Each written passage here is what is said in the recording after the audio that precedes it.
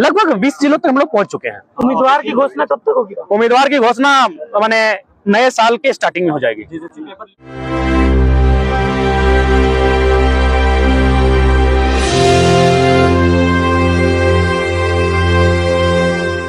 जमुआ विधानसभा में आपका कार्यक्रम कब होने जा रहा है? जमुआ में आप जब बुलाइएगा हम पहुंचेंगे। 1 जनवरी के बाद कार्यक्रम शेड्यूल सेट कीजिए, हम लोग जमुआ आएंगे और जमुआ को भी जाम कर देंगे। सभा करते करते थक गए कि लाइव आकर कहते हैं कि अब सभाएं रोक। नहीं, थक नहीं गए, हम बीमार हैं और एक छोटा सा बीमारी हम पॉजिटिव पाए गए हैं और हम चाहेंगे कि सार्वजनिक नहीं करवाइए। आप चाहिए तो डॉक्टर का रिपोर्ट मेरी जेब में है, दवा मेरी गाड़ी में है, आपको दिखाना। 13 में तो कहाँ से चुनाव लड़ेंगे? देखिए हम चाहेंगे उसके लिए आप मीडिया जगत के बंधु हैं, देव जी हैं, आप एक सर्वे कीजिए। उम्मीदवार की घोषणा कब तक होगी? उम्मीदवार की घोषणा माने नए साल के स्टार्टिंग में हो जाएगी। सभी पार्टियों की नींद उड़ी है, इसमें क्या संदेश देना चाहेंगे? देखिए कहीं ना कहीं जेबी केसेस एक आम व्यक्ति की जरूरत बन के आई है। जैसे अभी मैं अगर पिछले 6 महीने का रिपोर्ट कार्ड प्रेजेंट करूं, हालांकि मैं चाहता हूं कि ये काम हमको ना मिले, क्योंकि ये काम होता है किसी मजदूर की डेथ होती है और कंपनी को ताला बंद किया जाता है और मुआवजा की बात आती है। तो लगभग हम लोग 30 को रिजल्ट दिए हैं, लगभग 10 लाख 12 लाख 15 लाख 16 लाख मुआवजा दिलाए हैं। आप उसी गांव में चले जाइए जहां मजदूर को मुआवजा मिला है, उससे 10 साल पहले भी मुआवजा मिला था, लेकिन 50,000 माने 25,000।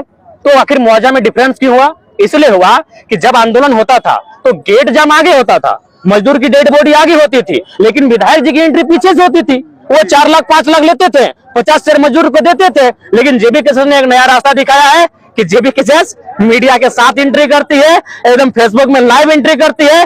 वो कहीं ना कहीं आम व्यक्ति की हम लोग जरूरत बने हैं। अभी कल की बात करें, एक माता का फिर कोयला खदान में धंसने से डेथ हुआ, उनको भी नियोजन मुआवजा जो भी मिला, तो कहीं ना कहीं आंदोलन चल रहा है। कुछ दिन पहले 3 महिलाएं डेथ कर गई थी, 4 दिन बाद उनको इंसाफ मिला और जेबी के लोग वहां खूंटा गाड़ कर खड़े थे। तो ये चीज हम लोग पारदर्शिता से कर रहे हैं, यानी हम लोग सबके सामने कर रहे हैं कि हम लोग कर क्या रहे हैं। लेकिन इससे पहले क्या होता था कि पता ही नहीं चलता था कि टेबल टॉक कहाँ होता है, बात किससे किया जाता है। अब तो लोग ये भी जानते हैं कि एचआर होता है, एजेंट होता है, जीएम होता है, तो थाना के लोग होते हैं, इस प्रकार से मीटिंग होती है, इस प्रकार से टेबल टॉक होता है। तो हमने क्या किया है कि एक पारदर्शिता को लाने का काम किया है। और पारदर्शिता क्या होती है? एक विश्वास का काम करती है। इसके कारण लोग हमारे साथ विश्वास के साथ जुड़ने लगे हैं और उसका परिणाम है कि हम लोग अच्छा रिजल्ट भी कर रहे हैं। और जो हमारी हैसियत है अभी जितनी, क्योंकि हम लोग संवैधानिक पद में नहीं है, उस हैसियत से दोगुना बढ़ के आज हम लोग झारखंड के मजदूरों के हित की बात करें, छात्रों के हित की बात करें या अन्य जो शोषित लोग हैं उनके हित की बात करें, हम लोग काम किए हैं।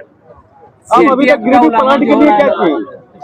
देखिए सीएनटी का उल्लंघन मुख्यमंत्री इसलिए करना चाहते हैं क्योंकि मेरे भाषण को उन्होंने भी सुना है कि एक आदिवासी का जमीन आदिवासी खरीदेगा, लेकिन थाना के अंदर खरीदेगा। और मुख्यमंत्री क्या किए हैं कि थाना के बाहर जमीन खरीदे। थाना नहीं, वो तो जिला के बाहर खरीदे हैं। घर उनका रामगढ़ है, जमीन उन्होंने खरीदा है कहाँ? गिरिडीह में, धनबाद में, बोकारो में, दुमका में और बहुत सारे जिलों में खरीदा है। तो ये क्या है, वो अपने आप को बचाने के लिए बाकी आदिवासियों को बलि चढ़ाना चाहते हैं, सीएनटी का उल्लंघन करना चाहते हैं। और अगर सीएनटी जैसे जैसे कमजोर होगा, आदिवासी मूलवासी का रक्षा कवच टूटेगा और यहाँ के लोग लगातार भूमिहीन हो जाएंगे, पलायन होंगे और फिर जो एक शब्द होता है गुलगुलिया बोलना नहीं चाहिए, उसी दशा में जीवन यापन करेंगे। आपका सवाल था गिरिडीह का। देखिए गिरिडीह की जनता जब तक आंदोलन नहीं करेगी, क्योंकि हमारे यहाँ 24 जिला है, 264 प्रखंड है, 32 शहर गांव है, 32 शहर समस्या है। स्थानीय लोग जब तक मजबूत नहीं होंगे, स्थानीय लोग जब तक नेतृत्व नहीं करेंगे, जरा मत आगे क्या करेगा बताइए। स्थानीय लोग मजबूती के साथ आगे बढ़े, हम आपके साथ हैं। जेबी केसेस क्या करेगी? पूरे झारखंड में अपनी पार्टी को उतारेगी? हाँ, हम लोग देखिए लगभग मैक्सिमम लोकसभा की सीटों पर, क्योंकि हमें लगता है कि बहुत सारे ऐसे मुद्दे हैं जो केंद्र के मुद्दे हैं, केंद्र तक हमारी आवाज जाना चाहिए। नेशनल मीडिया में हमारे मुद्दे गौन होते हैं, तो जब हमारा एमपी जीत के जाएगा तो मुझे लगता है केंद्रीय मीडिया के सामने, नेशनल मीडिया के सामने हमारा स्थान मिलेगा। और जब हम वहां तर्क के साथ अपनी बातों को बाकायदा डाटा कलेक्शन के साथ जब अपनी बातों को रखेंगे, बीसीसीएल के आंकड़ों को दिखाएंगे, एचईसी के आंकड़ों को दिखाएंगे, टाटा के कारनामों को दिखाएंगे, बेरोजगारी को दर्शाएंगे और खनिज संपदा की जो लूट मची है, उन चीजों को जब हम लोग प्रेजेंट करेंगे सदन में ले जाकर नेशनल मीडिया हाउस में, तब मुझे लगता है झारखंड के प्रति लोगों का नजरिया भी बदलेगा और लोगों को सच में आभास होगा कि झारखंड एक हमारा छोटा भाई के स्वरूप है, हमारे देश का एक राज्य है, लेकिन उसके साथ इतना अन्याय, उसका उन्हें आभास होगा। और मुझे लगता है तब कहीं ना कहीं एक बेहतर झारखंड के हम लोग बढ़ेगे। आप सभी लोकसभाओं में चुनाव लड़ेंगे, लेकिन गिरिडीह और धनबाद के लोकसभा में ज्यादा आपकी फोकस और सभाएं रहती है। देखिए सबसे पहली बात इस चीज को आपको जानना होगा कि सबका एक केंद्र बिंदु होता है। नरेंद्र मोदी लाख पूरे देश में चुनाव लड़ते हैं, हेमंत सोरेन लाख पूरे राज्य में चुनाव लड़ते हैं, लेकिन वो बरहेट दुमका उनका चूंकि बेस है, नरेंद्र मोदी का अभी बनारस को बेस बना के रखे, सबका एक बेस होता है। देखिए चुनाव का मतलब क्या होता है कि आप शुरुआत एक जगह से होती है, लेकिन जब आगे बढ़ते हैं तो उसका प्रचार फैलता है। आग छोटी सी होती है चिंगारी, लेकिन वो धकते धकते फैलती है। तो हमारा बेस कहीं ना कहीं धनबाद बोकारो है, ये सर्वमान्य है, ये सर्वविदित है। तो हम लोग अपने बेस में है और बेस के आधार के बाद हम लोग बढ़ रहे हैं। ऐसा नहीं है कोडरमा लोकसभा में है, फिर हम लोग कुछ दिन बाद दुमका लोकसभा में दिखेंगे। जिलों तक पहुंच पाई है जेबी केसेस? लगभग 20 जिलों तक हम लोग पहुंच चुके हैं। उम्मीदवार की घोषणा कब तक होगी? उम्मीदवार की घोषणा मैंने नए साल के स्टार्टिंग में हो जाएगी। कहाँ से चुनाव कौन सा लोकसभा होगा? पेपर लीक के बारे में हम ये कहना चाहेंगे कि छात्रों के साथ इस राज्य में लगातार छल कपट किया जा रहा है, और इसका कारण है कि जो लोग कभी छात्र जीवन में फेलियर रहे हैं, जो लोग कभी छात्र जीवन में मेहनत नहीं किए, संघर्ष नहीं किए, वे लोग नेता मंत्री बने हैं। घरों में 5 को नॉन मैट्रिक है। तो छात्र की दर्द को वही ना जानेगा जो हजारीबाग के 10x10 के रूम में अपने शरीर को गलाया है, जो घर से चावल ले जाके रांची के हॉस्टल में पढ़ा है। आप मंत्री किनको बनाए हैं? जो 5वां पास किए हैं। तो छात्रों के साथ खिलवाड़ इसलिए हो रहा है कि पढ़े लिखे गवर्नेंस यहाँ नहीं है। तो जी छात्रों को अब ये भी सोचना होगा, आंदोलन भी करना होगा और पॉलिटिक्स के बारे में भी उन्हें अपनी सोच को मजबूत करना होगा। में तो कहाँ से चुनाव लड़ेंगे?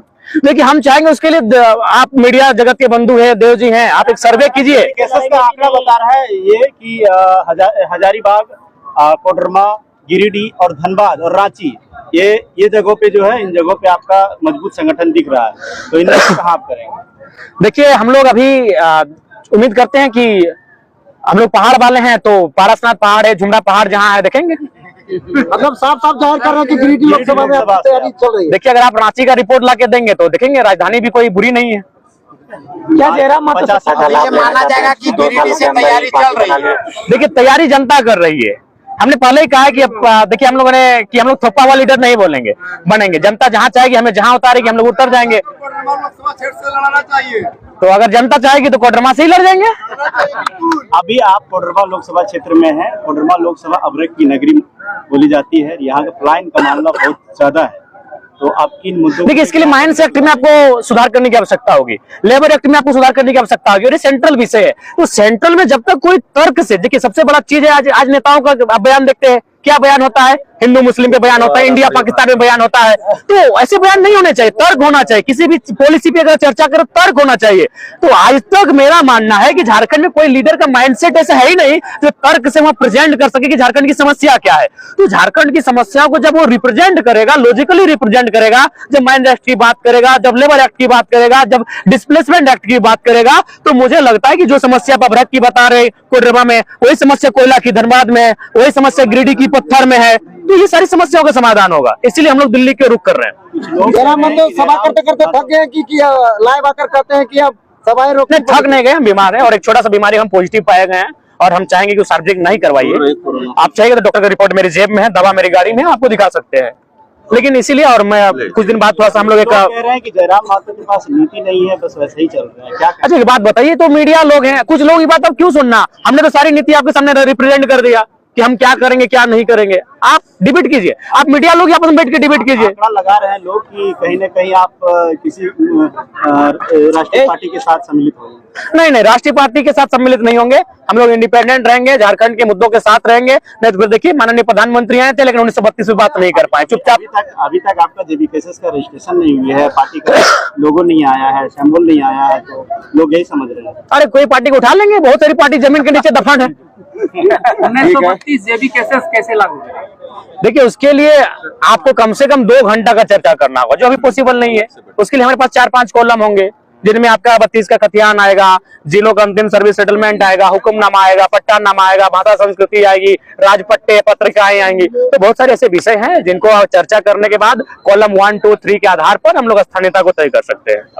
लोकसभा को लेकर किसी भी बदलाव के लिए युवाओं का हाथ सबसे आगे होता है, तो युवाओं को खास करके क्या पैगाम देना चाहेंगे? देखिए युवाओं को पैगाम यही देना चाहिए क्योंकि आंदोलन का शुरुआत ही युवाओं से हुआ था।